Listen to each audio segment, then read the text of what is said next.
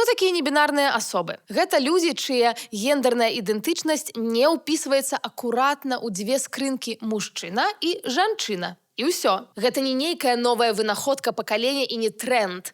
Гэта проста спосаб апісаць досвед гендару, які не супадае з тымі катэгорыямі, што навязваюць большасць грамадстваў. А сапраўды новая штука – гэта ідэя пра тое, што ёсць толькі два гендары.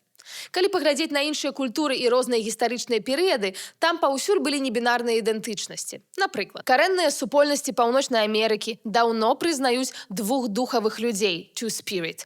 У старажытнай Месапатаміі былі гала, у Паўднёвай Азіі – хіджра, у Ціхаакіянскім рэгіёне – фа-фафіне. Даследчыцы і даследчыкі кшталту Сабіны Ланг і Віла Роска пісалі пра ўсё гэта вельмі падрабязна, але каб зразумець галоўнае, не трэба чытаць доктарскую дысертацыю. Разнастайнасць гендару заўсёды была часткай чалавецтва.